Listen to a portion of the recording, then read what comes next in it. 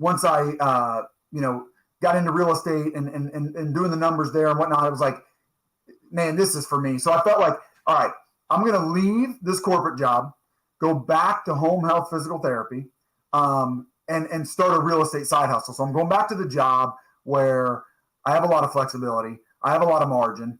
It's kind of boring for me, but I'm going to have a real estate side hustle, and that's how I'm going to get going. So that was 2016, end of 2016 that I did that. That's kind of how I transitioned to at least get started into real estate. Yeah, that's awesome. And I love that that you were kind of like, it sounds like you were happy with what you were doing, but you were looking for more, maybe I wouldn't say more purpose, but you're just something that was a little bit more life-changing or just wasn't, it wasn't that regular grind and that Sure. you found real estate. Did you meet somebody that was syndicating? Like what made you pick that as your lane? Or, did you do some smaller stuff first and then get into the bigger stuff? Yeah, we flipped a house first. So yeah, left at the end of 2016. It was like the fall of 2017 that we flipped a house. So started there. I mean, I'm listening to podcasts at the time like yours. Yours wasn't going there, Seth, but other podcasts that are a lot like yours. And so I was already listening to guys and girls that were like, hey, flipping's not investing. You need to go bigger. You need to get into multifamily. And so I think I already believe that. But it's hard to just jump right into that. And honestly, I don't know that I'd really recommend it, Seth. I mean, unless, I feel like you kind of get lucky and find a partner that wants to bring you along or something, but it's just kind of hard. So I think it's good to build a track record. So even though I felt like probably I don't want to be a flipper, we flipped the house because most people can, or not most people, but it's easier to build up enough to like go buy a second house. And so that's what we did. So we went and bought one. We flipped that house. Learned pretty quickly. Flipping is not investing. It's just a different job. It's just a different way to trade time for money.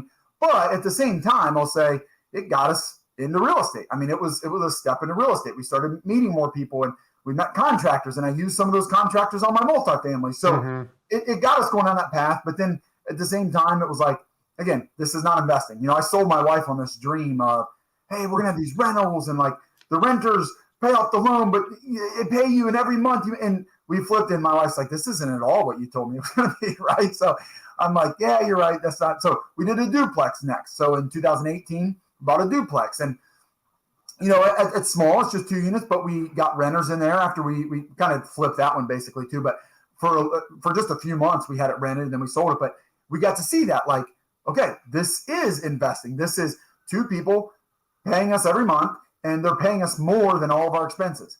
And they're paying off the property, they're paying all expenses, and there's a little bit left over each month. So we're making money every month.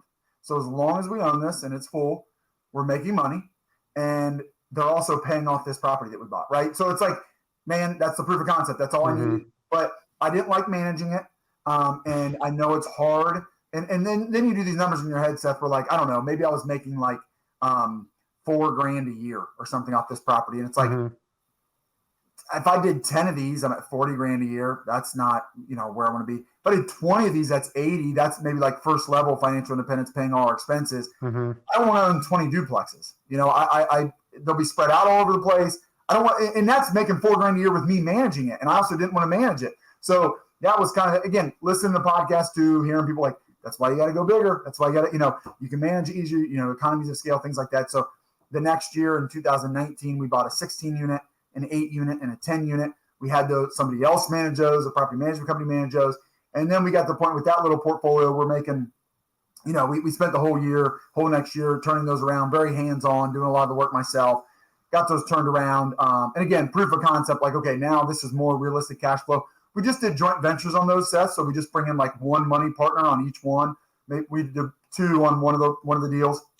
But again, it still felt like we can go bigger. We can, if we want to scale, which we did. And I guess what I would say about that, Seth, is when we got to that point, to me, once you get into multifamily and you're at the position we were in, because I think that's a good route to go, is to start in small multifamilies. I think you get to a spot where you say, you got to go one of 2 routes. One is we're going to own maybe couple hundred units, but we're going to own a big part of those ourselves. We're going to manage those ourselves, because you can tell me what you think, Seth, but I think with a pretty small portfolio, you can have a nice life if you just want to manage them yourself, own them yourself, and I just kind of want to retire and live off these. but you're never going to get to 1,000 units like that. To me, if you want to go really big, then what you're saying then is like, I want to build a business. I want to work with other people. I want to have a company, and I want to really scale and like build a business. The other way, like with the small, it's like, no, I just want to have a portfolio. I just want to have my personal portfolio. It's just two different. I'm not saying, which one's right for your listeners, Seth, but at that point I decided I really want to build a business. What you've done, Seth, I'm trying to chase you. And, so yeah, I went that route. So we ended up selling all of those. And that actually is what gave me the runway, kind of the cushion, Seth, to like, I quit my W-2 at the end of 2020. We had sold 2, and then we sold 1 the early next year. But I jumped in. I quit as a physical therapist, and I went all in, and we started syndicating, and that's how we've gotten to 283 units since then. We got 3 in 2021 and just 1 last year. You and I are pretty conservative, so it's harder to buy when interest rates rise and everybody's still at crazy prices, right? So it was a tougher year last year. But, we decided we want to build a business, and so that's what we're working on doing. And we're bringing in more and more investors and buying bigger properties. And, that's where we're at today. Yeah, I think that something that you said that, well, several things, but one, like the first thing would be is that kind of starting wherever you're at, right? Whatever that looks like. I know that a lot of people think that like, oh, I want to buy this big apartment building and syndicating is the only way to do it, or whatever. And they want to go to that big, but they don't have the means, they don't have the network, they don't have just the capability to do it. And so rather than like I've seen people that will get depressed, or they just like, oh, it's not for me, it'll never happen. And then and they stop, or like, I just feel like it's like, you may not have, like you said, you didn't want to flip a house, but you flipped it anyways, because you just knew it would kind of get your feet wet, get you talking to people, get you a little bit of a resume. And, even for myself, like, the first real deal was the 50 unit that I did, but I worked for somebody for almost a year and a half before that. And I didn't make any money hardly, but what I learned was like what you said, where you were learning from contractors, you were meeting people, you were learning, getting in the real estate investing world, kind of getting your feet wet, like I said. And I think that's huge to because look at where, like, if you wouldn't have done those things, flipped that house, bought the duplex, like done those things, it wouldn't have led you or built your confidence to do what you're doing today. And like you said, you sold all that stuff, and that gave you the runway to be able to quit your job, to focus on this, and I think for like stuff that I've seen in my life and in others is, people always knew you growing up, going to school, getting out, being a physical therapist, like that's how they know you. And then all of a sudden you're like, hey, I want to get into be a real estate investor. Like if the first thing that you would do is say, hey, I want to go syndicate or buy these big apartment buildings, like it's just, people are not going to believe that, or they're not going to, I shouldn't say they're not going to believe it, but they don't want to be the first one that puts money in with you. You know what I mean? And so I think that, like, as you kind of transition away from Lee, the physical therapist, to Lee, the real estate investor, those smaller deals gave you, like, not only gave you confidence, but it gave other people who watched you follow through and execute and sell and profit. And, they're like, oh, maybe he's onto something. Like, he really can do it. I built a track record. And then when you came back to them and said, hey, I got this 50 unit or this 80 unit or whatever, then they're a lot more comfortable putting money in with you or trusting you that you'll execute. Yeah, I couldn't agree more, man. Yeah, you gotta, you need it for yourself, but you need it for your investors too. Yeah, I wasn't ready to take people's money until I put my own money in and made it happen and made it work. And then I said, yeah, for me, I'm like, okay, now I'm getting more confident. I feel confident taking on people's money. And then those people are like, well, I feel a little more confident giving me my money because, right, you've had some success. Because I mean, my wife, Seth, my wife was like, Lee, I trust you, but I don't trust you as a real estate investor. Like, why would I? You've never done anything, right? Because I'm trying to get her. So why would, if my wife doesn't trust me in real estate yet, because I've never done it, like, why would somebody else? So, man, yeah, I agree with you. Yeah. Well, let me ask you this too. Like, I think it's really important what you said there is like, people that have, a lot of people will call them like mom and pop owners or whatever. But I mean, there's nothing wrong with having your own portfolio. If you could be a successful W-2 job holder and just understand real estate's important to invest in, and that's what you want to do. And you go buy a 10 unit or a 20 unit, that's all you have. There's nothing wrong with that, like you said. And the big thing is making sure the numbers work, right? And the numbers are different. If you're, if I'm an individual investor and I'm buying a 25 unit apartment building, okay, that I'm underwriting it differently than you are. If you're bringing in investors and you're having to, do like a pref and you're having to do all these different things, like, you're underwriting it differently. So that deal that might work for me may not work for you, and vice versa. But when you realized that you wanted to cross over, not just be like the traditional, like you could have stayed doing your job, have a small portfolio, like it would have been a good retirement, you know, you would have been okay. Where do you think that you, like, what made you change your mind, or I guess get on the thought of like, I want to build a business? Because that's really what I think people struggle with, is like getting on the other side of the investment. Like the properties again are a vehicle to what you want to do, whether it's long-term wealth, whether it's business building, whether it's whatever, you know, that's really the key. And the buildings are just the way to get there. Like, Yeah. how did you go from, and maybe you always knew, maybe you just always said like, I want to scale and be big and to do it, I have to build this business. But you know, what did that Yeah. look like? Yeah, I think I thought I did, Seth, but yeah, that's why I think it's a good way to just get started, just get going, start small, and like you just kind of learn about yourself as you go and what you like. But yeah, I think the base of it, Seth, and I could tell you you're the same way. Like I just know I just want to keep growing. I mean, I just know I'll never. There's not a number out there. There's not. I just love doing this, and I love growing and building, and I'm not gonna there's no point where I'm like, cool, I'm done.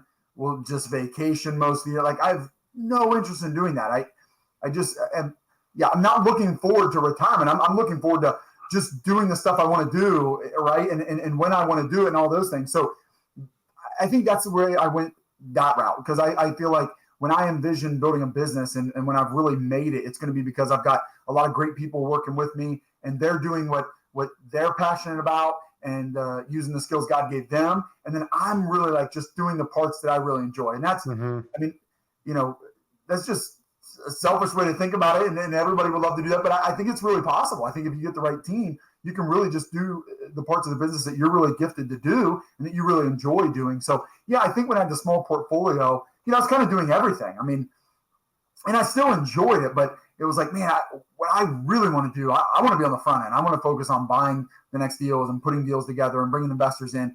And then when we get them, I want somebody else operating them. And if you're just going to do a small portfolio, maybe you could just have one partner and you kind of set it up that way. But for the most part, like you got to wear a ton of hats and you kind of do everything. And some people do really well at that, like I said, and just have that small portfolio. And it's great. But yeah, I just decided, Seth, that I never want to stop growing. I'll just never be done. Like I just want to keep building and what's next. And I mean, you got this multifamily thing down and now you guys are developing. And that's what my wife's like, you get bored with stuff so easy. You're going to get bored with real estate. I'm like, I don't know how you could, because there's so many different things in real estate. Yeah. Like as soon as I get bored, I'll just go build an apartment building like you guys are doing. Like, and then that'll be the next thing. So I've always known, like, no, I'm just going to keep doing this. So yeah, that's how I kind of knew, like, I want to go this route of really going big and building business. And yeah, when you get a business, ideally you get the right people in place. You get to do the things that you really enjoy doing, the things you're good at. Yeah, I think it's, it always, for me, goes back to that who, not how mentality of like Yes. trying to figure out how do we get, from where we're at today to where we want to go? How do we do it? Who do we need to bring in to do it, to help us? And I'm with you, where like, I knew buying apartments was important for me to get time freedom and Yeah. and just to achieve the things that I wanted. But I also like, I had no, when I first did my first deal to compare to now, like I had no idea just how much of a business it Yeah. would become and all the different things. So what do you think, like, as you've kind of recognized that you've built the portfolio you have, you've built the syndication group that you have passive investors, like, what do you think are some of the biggest like pain points or problems that you've ran into like in your growth? Because there's always something that comes up, at least Mhm. for us. There's always, I feel like it's, as soon as we solve a problem for something, another one pops up, and no longer is the problem's no longer like the toilet being clogged on the third floor apartment 2B, right? Those aren't our problems that we're solving anymore. That we've given those problems to somebody else, but now I'm solving payroll problems or vacation problems or, whatever it is that you guys have. Like, what do you think some of those things are for you? I know we kind of talked about accounting before Mhm. we got on as one that a lot of people have a problem with, but Yeah. anything specific for you? Yeah, we're a little bit different than you guys said because we use third-party management. So for us, you talk about some of the internal stuff because you have your own property management company. Ours is like managing the manager. So we're managing that property management company, and that's probably the biggest frustration because property management's really hard. I acknowledge that. I know if we were doing it ourselves, we would struggle at it. So I acknowledge that. But with the property management company, they're managing a lot of other owners' properties as well. And so the frustration is like just feeling like we're not getting enough time of theirs, right? And like, okay, you guys are trying to manage too many properties because you don't have enough staff, and like you need to spend more time on my property. So that's one of the frustrations is just feeling like our property's not getting enough time and attention. And again, but I know they're running a business, so I'm not here to bash anybody, but that's just a frustration. That's with any business is like, you got to run lean so you can make enough money, but then the client feels like you're not doing enough. So yeah, we're very, very hands-on asset managers, which means we manage our property managers, really closely and really hard and making sure they're putting time in the property because we see a dip, like when we're on them and when they do, suddenly our occupancy goes up a little bit. And when not, occupancy slips. And so that's the constant battle for us. And then, hey, why are we spending so much here? Why are we, we're spending a lot of marketing, but it's not bringing enough in. Just, it's all that stuff. It's all about, buying and selling is the sexy part of the business, and it's the really fun part of the business, but it's all about operations, man. So that's the main thing we focus on. You got to buy right, and then you pick the right time to sell, but it's everything in between that allows you to get from point A to point B, right? So that's where we focus most on. So that's, I don't know, and we've grown and probably become better asset managers, I think, and setting our property manager up for success and managing them well. So that's probably the biggest thing, I think, as far as buying and selling it, raising capital. It's not something that's been like super easy for me. I don't know a bunch of wealthy people, and it's grown organically and it's grown slowly. And so we've, really each property we've been able to raise enough to take it down. We haven't had to go anywhere else to raise the capital, but it's never been easy. So, I mean, if you gave me a great 300 unit deal today, Seth, I'd probably be calling for backup. I don't know that we could raise enough to take that down. So that's a hindrance. And I don't know that there's something I'm doing wrong or something more I can do.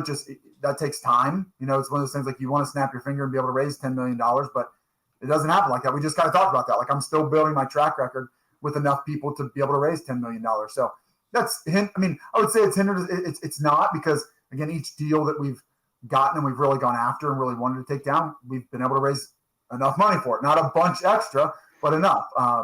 But that's a challenge that we're always, trying to get out ahead of, trying to raise enough capital for the next deal.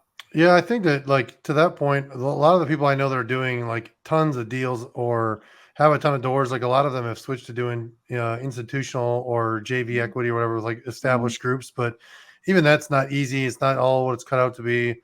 So Yeah. I don't think you're doing anything wrong. I think you're doing everything right. It just takes time. I don't know. I don't think there's not a right answer, even though people sell courses on how to raise capital. Like I just don't think that it works that way long term, right? I mean, you might be able to bluff somebody once, maybe twice, but long term, I don't think it leads to success doing it that way. Yeah. How are you guys? Let me ask you this. So since you guys are using third party management, how are you guys, like, at what point, are you involving them in your deals? Like, are you having them help you underwrite? Are you having them look at your underwriting? Are you guys having them like, are you bringing them the business plan and saying, do you believe this is achievable? Like, how early in the process of you identifying that this is probably an asset you want to go after, are you involving the management company to see if what you think can happen with this property is actually feasible? Yeah, great. No, we definitely bring them in because they're going to have, we probably get a pretty good idea, but we would probably trust them even over us on what are the expenses going to be for this property and what is a realistic, achievable market rent for this property for each unit type, right? So yeah, we would want to bring them in. I mean, ideally, we don't have any money hard day one, and so it's during that inspection period that that's a big part of the inspection, and they'll come out and walk the property with us. So they'll come out and say, okay, I've seen the property now, and so I can see what I think it's going to take to run it, and so we'll put together a budget for us, right? So they'll put together a budget of here is what we think the expenses would be. They're going to include payroll and the marketing that's going to take, and then if we do all this, these will be our expenses, and this is the rent we can achieve. So we'll trust the seller's rent roll. Once we get the leases and stuff, but it's like the seller can tell us what it's operating at now, but obviously value add, and the way we buy, we always expect that to go up. So we'll trust the property management to tell us where can we take the rent, how much can we improve the rent roll going forward. But yeah, absolutely, man, they're coming in with us on the inspection period. Yeah. And have you had like, that's where I talk to a lot of people too, where their deal kind of falls apart, where they've created the business plan. Maybe they did, maybe they didn't involve management initially, but when you have involved management early on, have those deals been pretty successful for you as far as like, here's what our projections were, here's what we thought we were going to get, and then that actually plays out in real life? Like, has that been good, bad, ugly? Has it been kind of like Yeah. kind of comes and goes? Yeah, we've had different experiences. So we started working the new property. The last property we took on, it's definitely been our best one. It's gone the best, and it's because the property management company we ended up using, they were already managing the property, and they had been for a year. And it was a property management company we had not worked with before. But we talked to the seller, we looked at the P&L. It was clear that this property management company was doing a really good job. I mean, they had really turned this property around. So when we met with them and we walked the property with them, and they were, selling us on themselves and everything, it was like, we're pretty clear we want to work with them. So that one has just been so easy. So, I mean, it's been the best transition we've had. It's been the best performing property we've had. When we got other properties, the other properties we had said on one, we kept the property management on, and that was pretty good too. But we haven't, that's the only one, that 95 unit that I was mentioning first. That's the only one that we had people on site, and we kept those on site people. The other properties, we didn't have anybody on site. And that's been, something that I know you've figured out. It's much, much easier to manage a property when you have somebody on site. And our other 3 properties, only one of the 4 did we have somebody on site. Now we're getting somebody on site on another one, but a couple of them are too small for that. And that's the difficulty with some of the smaller properties. And they're 40 some units, and it's just not big enough to support somebody being on site. So that was a different experience. And we didn't have a property management company. On one of them we did, but they just didn't know it that well. So that's where we didn't have a great experience where, and even, I guess what they told us we could achieve in rent, they ended up being right, but they were like $300 under what the new property management company that we ended up bringing on could get. So it was like they were right, but they totally undershot it. So we've had good and bad experiences. Getting the right property management company is the key, man. I mean, that's what runs your property and decides if you have success between buying and selling. Yeah. And I think that's even part of it. Like, as you're scaling is, having the 40 unit, the 50 unit, the 60 unit, the 30 unit, or whatever it is, the smaller ones.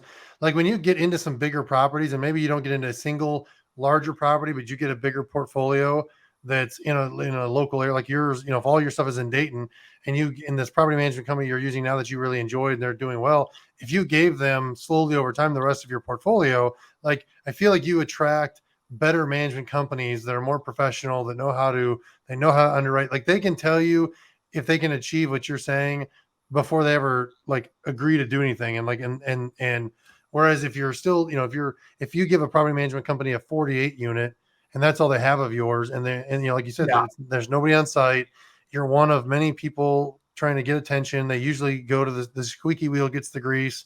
So they're, if you're not constantly on them or not causing problems, but getting after them and holding them accountable, you're not going to be, you're not going to get the attention that it may need. And a lot of C-class properties need a lot of attention in the beginning, and a lot of babysitting, especially when you're transitioning from what we would probably want to buy to what we want to sell. Right. Those are two different products. That's a tough transition that a lot of management companies don't handle very well. So I think that, as you scale, and for people listening, they get discouraged on where they're at. I mean, as you, kind of get bigger in a market, or you get a bigger property, I think you can, the quality of management you bring in can become top shelf. It just, and usually the people that I talk to in property management that do that is, like you said, is when they can have staff on site, right? If they can have a couple maintenance guys, a couple office people, it's a lot easier for them to manage that, because then they only have like a regional person that maybe come around, once a month or once every couple of weeks or whatever, versus, but they always have eyes on the property. Where if it's a 50 unit and that's all you got, and you have them do it and they have nobody there, and the only time there's going to be eyes on the properties every 2 weeks, like that's not usually a great situation for the owner. No, I totally agree, man. For sure. That's been our experience. Yeah. So let me ask you this, like, if you could go back and tell yourself some, like, something earlier on, or maybe when you were flipping that house or whatever, like, what do you think a piece of advice you'd give yourself to that person back then? I mean, I know that Mhm. I think sometimes, like, a lot of times we compare ourselves to each other, and like, this guy's got 1,000 doors and I've only got 100 doors, or I got Yeah. I got 10 Yeah. doors and Lee's got 283 doors. Like, when you were getting started, I don't know if you felt like that. I know I felt like that in the beginning. Like, what Mhm. would you tell yourself, you know, addressing that, or any other kind of like lessons you've learned along the way so far? Yeah. Yeah. Yeah. I would say one thing I was thinking when you first asked that, Seth, was just like networking. I think networking is really important because you end up meeting people that make these big problems or these big issues seem not so big because they've done it. And so they can tell you. So I think networking is huge. But yeah, I think it's really important that the book, The Compound Effect, with Yeah. Aaron Lordy, it's this idea that like one of the visuals he gives is like, if you ask somebody, hey, if I offered you $2 million today, or if I gave you a penny today and told you I'll double the money and give, double the amount of money every day Hmm. for 30 days, which would you take? Like, it's so hard to imagine that starting with a penny and then getting 2 pennies tomorrow, 4 pennies the next day, 8 pennies the next day. Like, there's just no way you're going to catch up to the guy with $2 million. But I think in the end, it's something like $5 million is what you end up with after 30 days. But after 20 days, you still don't have much money. Like, you're still like only Yeah. $1,000, right? And that's kind of how multifamily is. I think that's how building a business is. You do so much in the beginning to build momentum, but like you feel like you're not seeing any results. And if you look at my journey as a great example, I left in 2016. It took us almost a year just to do a flip, and that in 2017 all we did was flip one house. In 2018, all we did was a duplex. Yeah. But then in 2019, well, like we did 34 units. That's a pretty big jump. And then a year later, 2 years later, we have 280, or I guess we had 188, and then a few years later, we have 283. So like you can see, in within a couple 2-3 years, we have, it's like, man, we've done very little, but we've built up so much momentum, and then you take off. But like you had said once before, stuff like people get frustrated and quit, and they don't realize like you've just wasted all that work you've done, all that momentum you've built. You don't see a lot of it comes on the back end, and you're gonna take off. So yeah, I would love to have told myself that, like, be patient. It feels like you're not doing anything. It feels like you're moving so slow, but you're actually building up a lot of momentum. And that's why I think if you're networking, if you're doing a lot of that things, you're building up a lot of momentum, and you're going to take off if you just stay consistent. It's going to take off. It takes a lot longer. What's that saying? People overestimate what they can do in a year, but they vastly underestimate or grossly underestimate what they can do in 5 or 10. Hmm. And it's so true. I got out there and like, oh my goodness, I can't, we're going to do all these great things. And we do one flip. And my wife's like, that was terrible. We're not doing that again. And I'm like, come on, let's go. We're not doing enough. And so I just thought we were like, man, in 1 or 2 years, we're going to do all this stuff. And we didn't. And I was like disappointed. But I'm blown away what we've done in 5 years. I Yeah. wouldn't imagine we could do this much in 5 years. So it's hard to grasp that concept, that, exponential growth. It's hard to grasp that. But, man, try to keep reminding yourself of that, because it really does work if you stick to it. Yeah, no, that's great. I think I subscribe to that too. Like, 1% better every day, right? I mean, I Yeah, can't, when you look at like the big picture, it gets overwhelming. But if you can just do right. 1% better personally, 1% better in business, trim the fat off of something that you're doing in your business or whatever, 1% every day, Yeah. in a year, think of Oh, how man. much farther you are. You can't, it's hard to believe, but Yeah. no, I think that's great. So, well, Lee, I appreciate you jumping on with me today Yeah. and Thanks, Seth. discussing this stuff. It's always great to talk to you. If people want to get a hold of you, or they want to reach out and talk more about the Dayton market or what you're doing, how do they get a hold of you? Yeah, check out our website, threefoldrei.com. So that's THREEFOLD, and then REI as in realestateinvesting.com. You can also email me, info at threefoldrei.com. And then I'm pretty active on LinkedIn and Facebook. So if you look for Lee Yoder on one of those, you'll see me. Very good. I appreciate your time, Lee. Thank you very much. Yeah, thanks for having me, Seth. It's always